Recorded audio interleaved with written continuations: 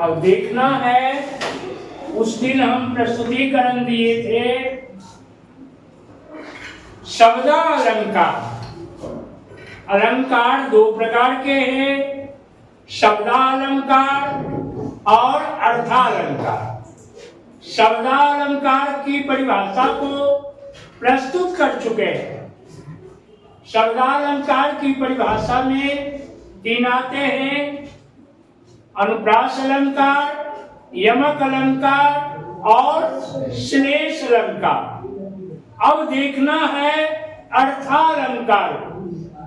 अलंकार दो प्रकार के होते हैं, पहला शब्दालंकार, दूसरा अर्थालंकार। तो अर्थालंकार के 5 भेद होते हैं। अर्थालंकार के 5 भेद होते हैं।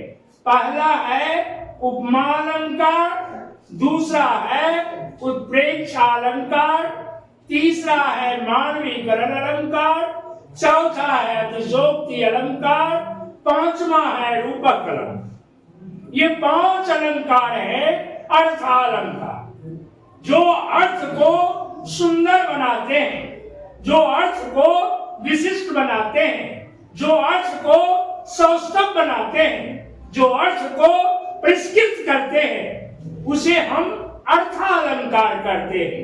किसी भी काव्य में शब्द और अर्थ की महत्ता को देखा जाता है, अंकन किया जाता है, जाना जाता है, परिलक्षित किया जाता है। तो चलो आज हम लोग उपमा अलंकार की ओर बढ़ रहे हैं कि उपमा अलंकार क्या है, किसे उपमा अलंकार कहा जाता है। तो उपमा अलंकार जो है कहता है किसी व्यक्ति, वस्तु या प्राणी की, किसी व्यक्ति, वस्तु या प्राणी की प्रसिद्धि का वर्णन किया जाए, प्रसिद्धि का वर्णन किया जाए, तुलना किया जाए, उसे हम क्या कहते हैं? उपमा अलंकार कहते हैं। उसे क्या कहते हैं? उपमा अलंकार कहते हैं।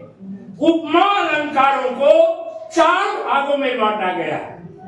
उपमा अलंकार को समझाने के लिए, बतलाने के लिए, प्रदर्शित करने के लिए, सुंदर करने के लिए, विशिष्ट करने के लिए, सौंदर्यीकरण के लिए हम उसे 4 भागों में विभक्त किए। पहला भाग है उपमेय। पहला भाग क्या है? उपमेय। दूसरा भाग है उपमा, तीसरा भाग है साधारण और चौथा भाग है वाचक। 4 भागों में हम बांट चुके। कितने भागों में बांटे हैं? 4 भागों में। पहला है उपमेय, जहां किसी वस्तु या प्राणी की, जहां किसी वस्तु या प्राणी की उपमा दी जाती है, उसे हम उपमेय कहते हैं। उसे क्या कहते हैं? उपमेय कहते हैं। जहां किसी व्यक्ति या वस्तु की उपमा दी जाती है, वहां क्या कहते हैं? उपमेय अलंकार कहते हैं।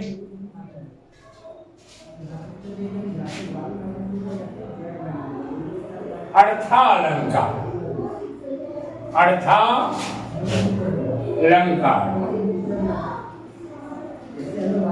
इसके 4 भेद होते हैं। 4 भेद होते हैं।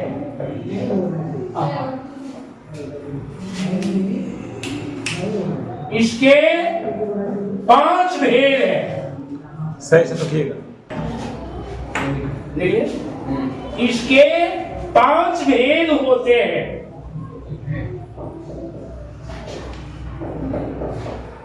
नंबर 1 है उपमा अलंकार। उपमा अलंकार। 2 है उत्प्रेक्षा अलंकार। उत्प्रेक्षा अलंकार। नंबर 3 है अतिशयोक्ति अलंकार। अतिशयोक्ति अलंकार।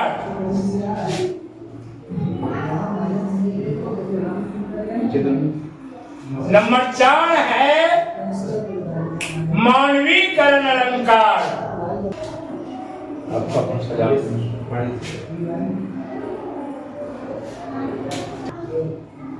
तो चलिए 5 अलंकार होते हैं, जिसमें हम 3 अलंकार अर्थात पहला अलंकार उपमा अलंकार से हम परिचय देने जा रहे हैं। अब पहला है उपमा अलंकार।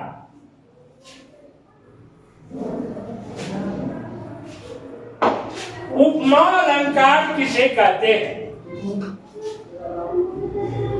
जिस शब्द से किसी व्यक्ति या वस्तु का वर्णन किया जाए, वर्णन किया जाए, उसे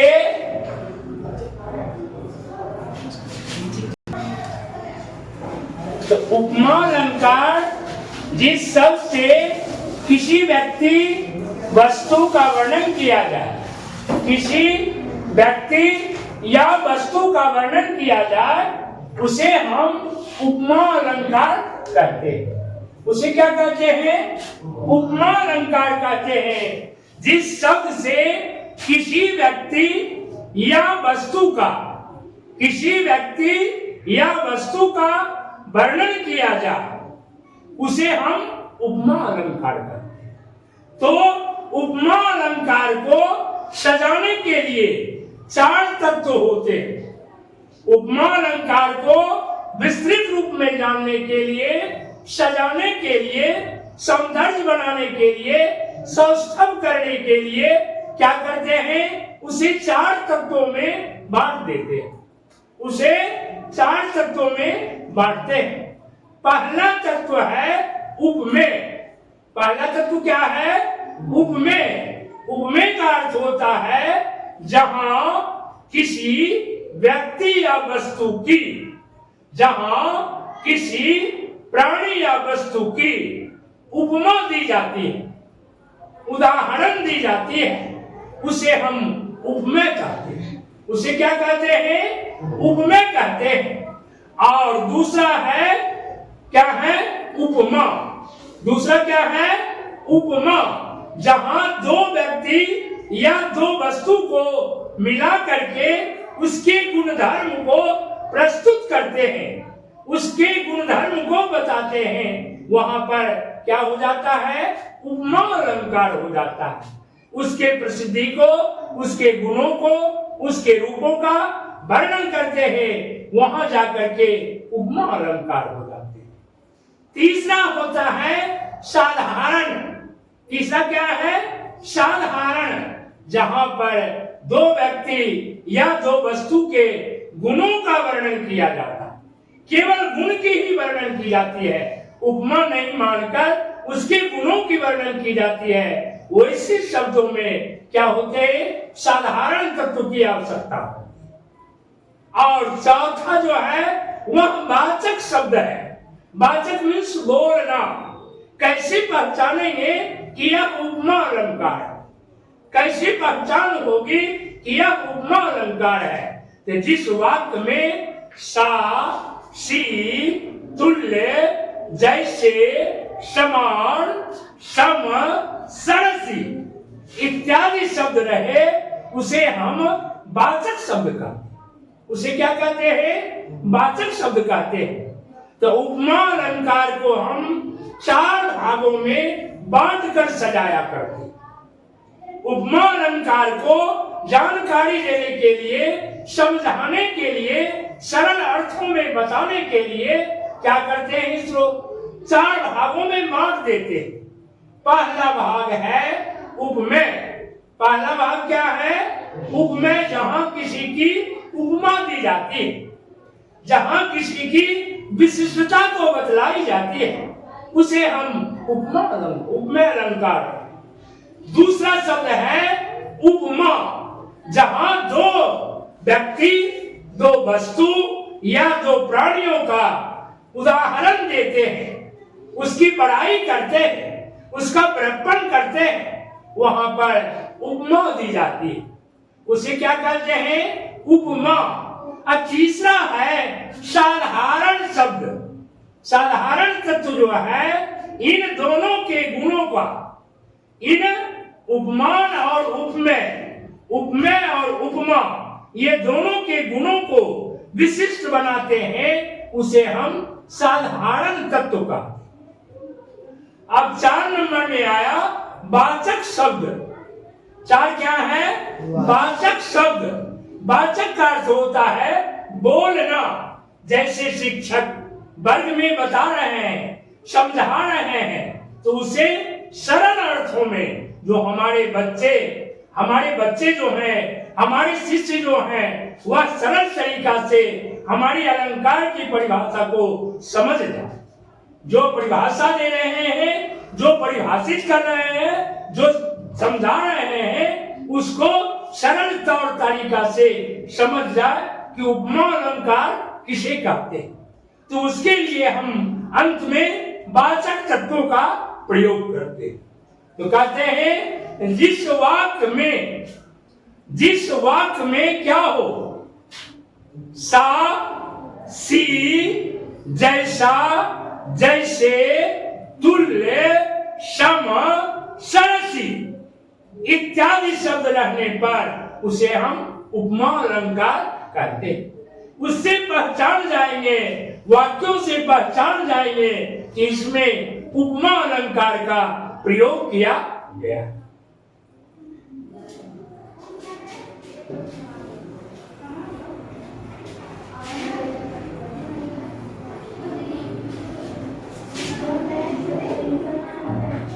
जैसे है चांद, सा, मुख, सुंदर। क्या कहता है? ये मुख किसकी उपमा दे रहे हैं? किसकी उपमा दे रहे हैं? तो मुख की उपमा देते हैं। मुख की उपमा।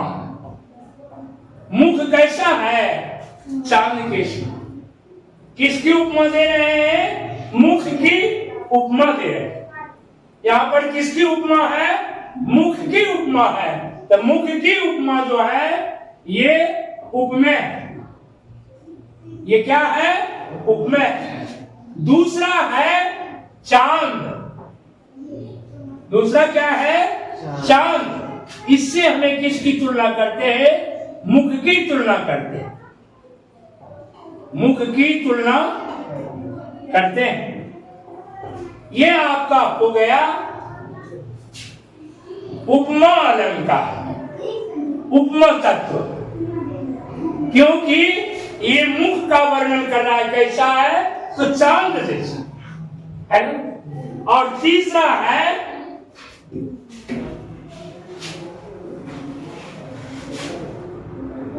साधारण तत्व।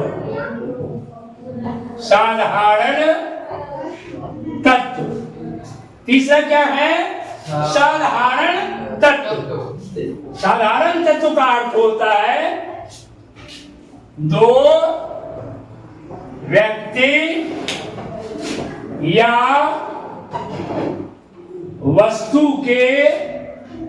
वस्तु की विशेषता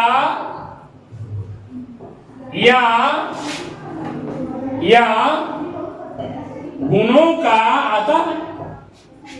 गुणों का वर्णन किया जाता है। साधारण तत्व क्या है?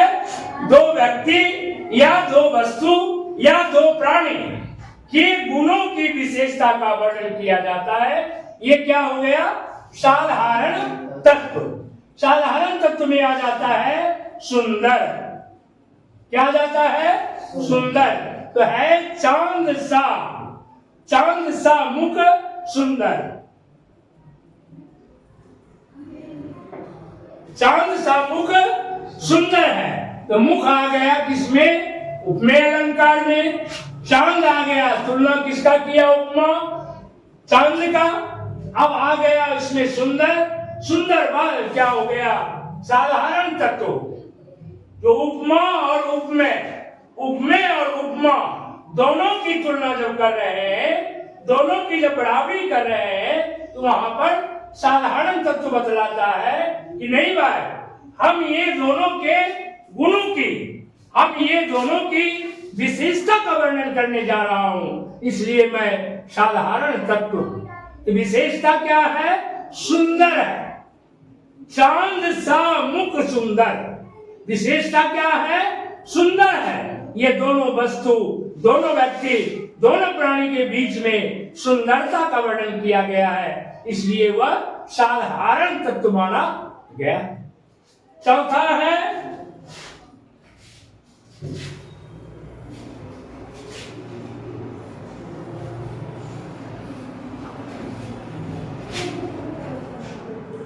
वाचक शब्द, वाचक तत्व। वाचक तत्व जो है परिभाषा को साधारण तरीके से, सरल तरीके से शिष्य को, बच्चे को समझाने के लिए, उसके मानस पटल पर गंभीरता से प्रभाव डालने के लिए, तो सरल तरीका से हमारे बच्चे ये शब्द को पहचान ले कि उपमा अलंकार किसे कहा जाता है, उपमा अलंकार किसे कहा जाता है, इसकी परिभाषा की पहचान क्या होगा, या ये अलंकार जो दिया जाएगा, इस अलंकार को हम कैसे पहचानेंगे, किस रूप में जानेंगे, किस रूप में समझेंगे। उदाहरण दे करके बतला रहे हैं। जिस वाक्य में सा, सी, सम, तुल्य, जैसे, सरसी इत्यादि शब्द रहने पर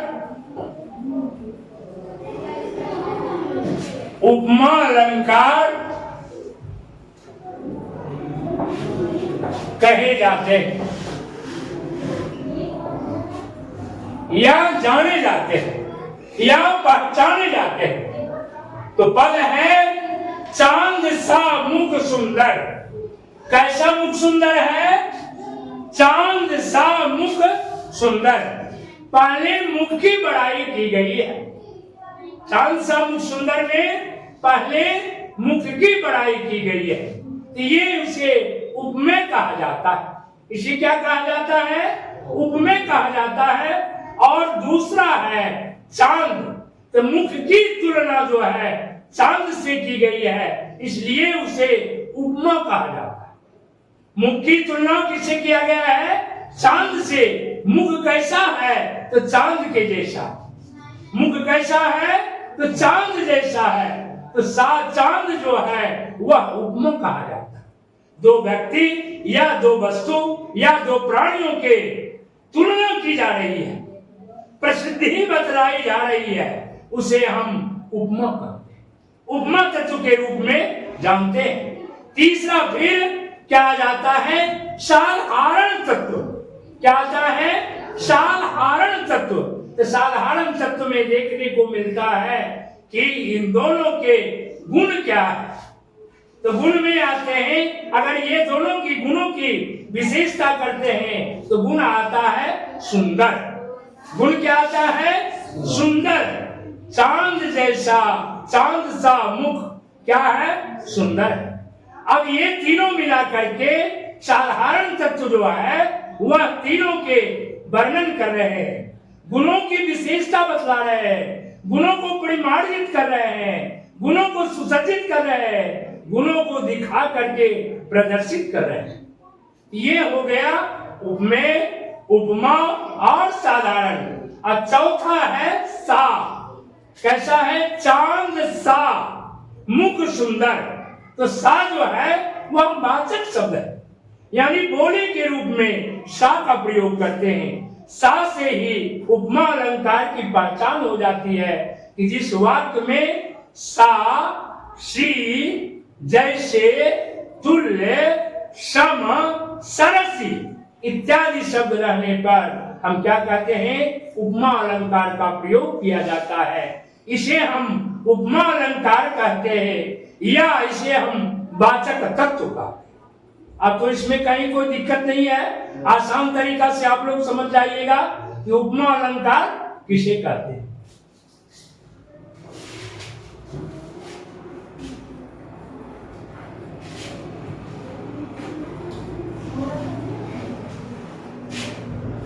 अब दूसरा क्या है?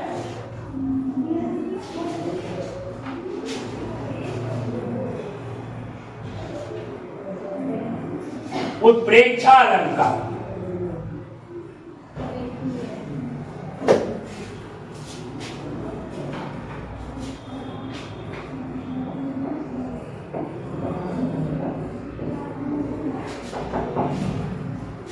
जहां पर उपमा की उपेक्षा की जा रही है, उपेक्षा की जा रही है। जहां पर उपमा की उपेक्षा की जा रही है, क्या जा रही है? उपमा की उपेक्षा की जा रही है। वैसे शब्दों में उत्प्रेक्षा अलंकार का, उत्प्रेक्षा अलंकार कहे जाते हैं। या जहां पर उपमा की संभावना की जाती है, जहां पर उपमा की संभावना की जा रही है, वहां पर भी हम उत्प्रेक्षा अलंकार का प्रयोग करते हैं। वहां पर क्या करते हैं? उत्प्रेक्षा अलंकार का प्रयोग करते हैं। और उत्प्रेक्षा को, उत्प्रेक्षा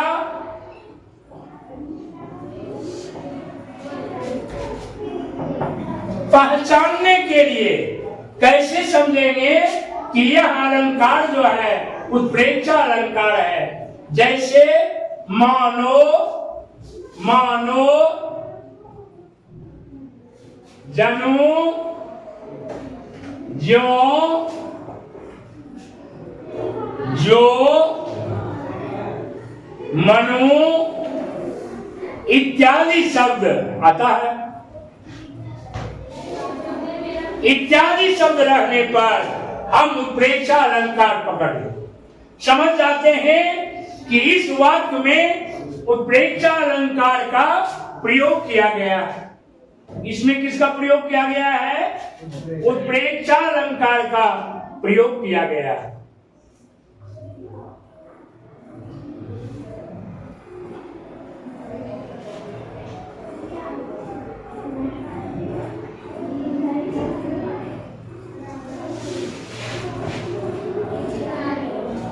इसकी समझाने के लिए उदाहरण है।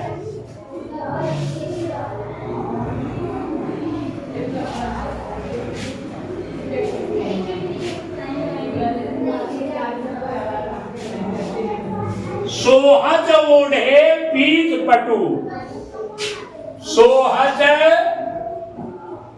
ओढ़े पीत पटु, श्याम सलोने गात। सोहज ओढ़े पीत पटु, श्याम सलोने गात, मनहु नीलमणि शैल पर, नीलमणि शैल पर आतप पर्यो प्रभात। आतप प्रियो प्रभात। कहते हैं सोहत ओढ़े पीत पटु। यहाँ पर भगवान कृष्ण का वर्णन किया गया। इस पद में भगवान कृष्ण का वर्णन किया गया है कि सोहत ओढ़े पीत पटु। सोहत में सुंदर है, ओढ़ने मीन्स ओढ़ना है, पीत मीन्स पीला है, पटु मीन्स वस्त्र। तो श्याम जो है कैसे वस्त्र को ओढ़े हुए हैं? तो पीले वस्त्र को ओढ़े हुए। श्याम सलौने गाछ। गाछ मीन्स शरीर होता है, और श्याम मीन्स श्यामला रंग होता है। सलोने सुंदर लगता, सुशोभित होता। तो उनके श्याम सलोने, श्याम जैसा श्यामल रंग पर, श्यामल शरीर पर पीला वस्त्र जो है अत्यधिक सुंदर लगता है। कहा कैसे? तो मानव नीलमणि शैल पर, नीलमणि पर्वत पर जो है आतप प्रियो प्रभात, सूर्य का प्रभाव पड़ रहा। उनको देखने से ऐसा प्रतीत होता है कि नीलमणि पर्वत के सूर्य का प्रभाव जो है भगवान कृष्ण के मुखाकृति पर पड़ रहा। यहाँ पर आता है मनहु शब्द। मनहु शब्द का प्रयोग किया गया है जिससे परिलक्षित होता है कि ये उत्प्रेक्षा अलंकार है। ये कौन सा अलंकार है? उत्प्रेक्षा अलंकार है। तो कहते हैं उत्प्रेक्षा अलंकार जहां किसी की उपमा की जाए, जहां किसी की उपेक्षा की जाए, संभावना की जाए, वैसे शब्दों में उत्प्रेक्षा अलंकार का वर्णन किया जाता है। जैसे सोहत ओढ़े पीत पटु, श्याम सलोने गाछ, मनहु नीलमणि शैल पर आतप प्रियो प्रभात। आतप प्रियो प्रभात। आतप मीन्स गर्मी है। किसकी गर्मी? सूर्य की गर्मी। कहां पर से आ रही है? नीलमणि पर्वत पर से आ रही है, जो उनके मुखाकृति पर पड़ने के बाद उनके शरीर पर जो पीला वस्त्र है वह देखने में अत्यधिक ही सुंदर लगने लगते हैं। ऐसी दृश्य को देखकर, ऐसी अवस्थाएं को देखकर यहाँ पर उत्प्रेक्षा अलंकार का प्रयोग किया गया है।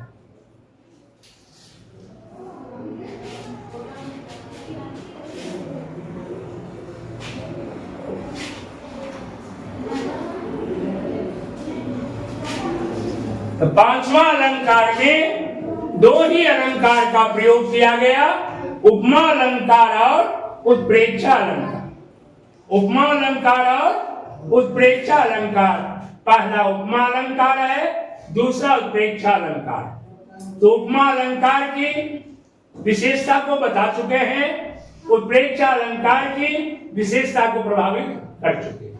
अगले दिन जो है फिर इसको अगले प्रसंग को दिखाया जाए।